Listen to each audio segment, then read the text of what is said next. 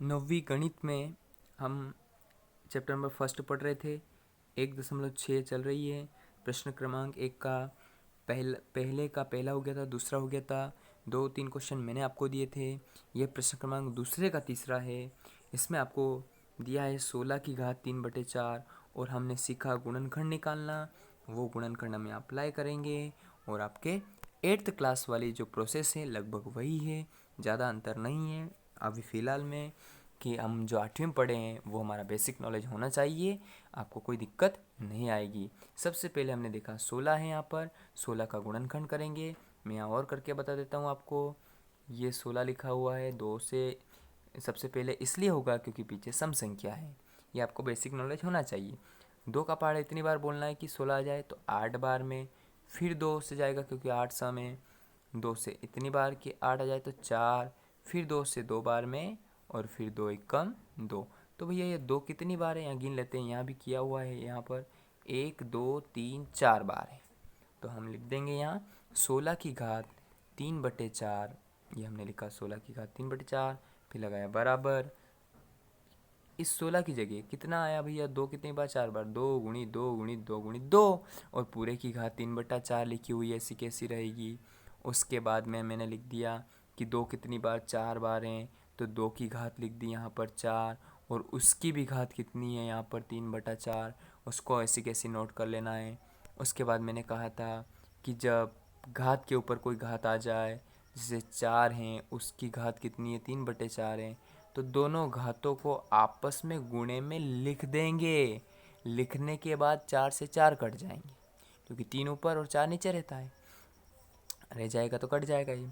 4 से 4 कटा तो कितना बचेगा 3, तो 2 की घात हो गई अब 3। 2 की घात 3 मतलब 2 को 3 बार गुणे में लिख दो, 2 गुणी 2 गुणी 2, आपस में इंटू करेंगे, 2 दूना 4 और 4 दूना 8, तो ये रहे आपके आंसर 8। ठीक ऐसे ही एक प्रश्न और करते हैं, चौथा इसका।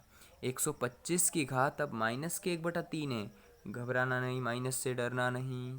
सबसे पहले 125 का गुणनखंड करते हैं। 125 तो पीछे 5 है, इसका मतलब 5 से ही जाएगा। 5 दूना 10, 2 बचे 25 तो 25 हो गए। फिर 5 से 5 बार में और फिर 5 से 1 बार में। गुणनखंड की प्रैक्टिस आप अच्छे से करें। नहीं आए तो डाउट हो तो पूछे ज़रूर, ऐसे नहीं समझ में आए तो डाउट हो तो ज़रूर पूछें। अब 3 बार ये इसके 5 के टुकड़े हो गए। 5 गुणित 5 गुणित 5 125 के, सॉरी 125 की घात -1/3 बराबर, यहाँ 125 की जगह मैंने लिख दिया 5 गुणित 5 गुणित 5 और उसकी घात -1/3। ये लिखने के बाद में 5 कितनी बार, 3 बार, तो 5 की घात कितनी हो गई यहाँ पर 3 हो गई और उसकी भी घात कितनी है -1/3 है।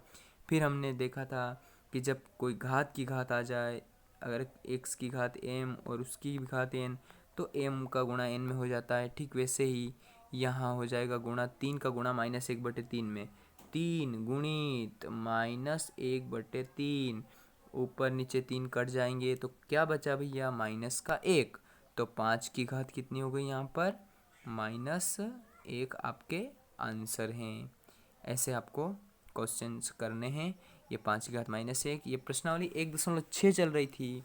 इसमें 2-3 क्वेश्चन और बचे हैं। उसके बाद हम सबसे पहले इस चैप्टर की शुरुआत ही हमने 1.6 से करी है। कोई लेट हो गए हैं तो पुराने वीडियो ज़रूर देखें। 2-3 वीडियो उनमें हमने 1.6 स्टार्ट करी थी, उनको देखने के बाद में इसको देखें तो और अच्छे समझ में आएगा। और फिर इसके बाद हम जब आगे बढ़ेंगे तो उनको देखें।